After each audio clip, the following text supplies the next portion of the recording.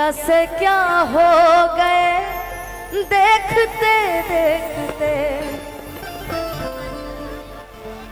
कि सोचती हूँ कि वो कितने मासूम थे कि कैसे क्या हो गए देखते देखते। मैंने पत्थर से जिनको बनाया सनम, मैंने पत्थर से जिसको बनाया सनम, वो खुदा हो गए देखते देखते। हम बोलने लगेंगे तो सुबह हो जाएगी, इसलिए हम गाएंगे और अरशद भैया बीच बीच में शायरी सुनाते रहेंगे हम लोग को, है ना? है कि जब निकले नी घर से बहरिया कि चाहे सभे लड़ावल नजरिया, कि सभे छुवल चाहे हमरो गोर गाल रे।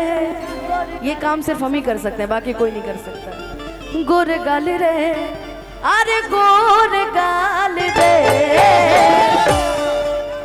कि गोरी तोरी चुन लहंगा बा तही माइक वाले के गावे लगनू कि अच्छा ठीक बा। तोर दिल हो कि चार्जर? अच्छा तोर तो चार्जरे हो कि गोरी तोरी चुनरी लाल लाल रे,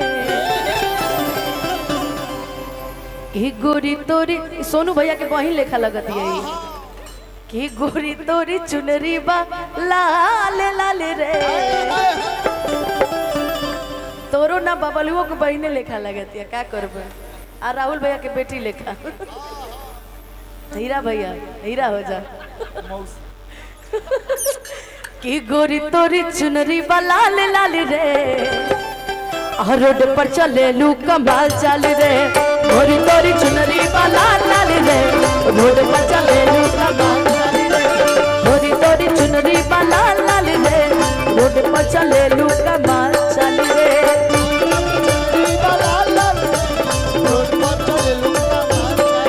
जब निकले नी घर से बहरिया चाहे सभे लड़ावल नजरिया, जब निकले नी घर से बहरिया चाहे सभे लड़ावल नजरिया, सभे छुवल चाहे हमरो गोर गाल रे, गोर गाल रे, अरे गोर गाल रे। ही गोरी तोरी चुनरी लाल लाल रे। अच्छा तोहरो, अच्छा हमरो आज लाले बा, लेकिन हमरा पे न तारा पे बा। कि गोरी तोरी चुनरी लाल लाल रे, ही रोड पर चले लू कमाल चल रे। गोरी तोरी चुनरी लाल लाल रे, रोड पर चले लू कमाल चल रे।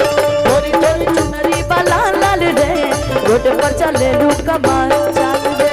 गोरी तोरी चुनरी लाल लाल रे, रोड पर चले लू कमाल चल रे। साबुन से नहालू पर गजला राजालू, पर गजला राजालू।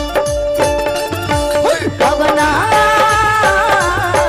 कवना साबुन से नहालू पर गजला राजालू, पर गजला राजालू। रोड पर चले लू कमाल चल रे। गोरी तोरी लाल लाल रे, रोड पर चले लू कमाल चल रे। कि जवने कॉलेजवा में हाय हाय हाय करलू पढ़ाई, लइका लइका में होला लड़ाई, होला लड़ाई, होला लड़ाई, होला लड़ाई, होला लड़ाई। कि जवने कॉलेजवा में करलू पढ़ाई, लइका लइका में होला लड़ाई, होला लड़ाई, होला लड़ाई, होला लड़ाई, होला लड़ाई। कि लइका चिल्लाले सा, रुको रुको, एगो हमरा के हित भेटाइल बहई। मतलब पूरा महफिल में केहू न बोलस आई हमर भाई के छोड़ के, लेकिन तू बड़ा प्यारा बड़ा का चिल्लाले बाबू तनी बताओ ता बोला। कि लइका चिल्लाले सा, तू ही तो हवा हाँ सब कही के अरे ना ब्याह में करियावल जला। अनुपमा, वीरेंद्र की- भैया, वीरेंद्र चौधरी जी नमस्ते। इन सबके बीच में उपस्थित हुए। सबसे पहले ये आपके लिए सम्मान। कोई अरे बढ़िया है।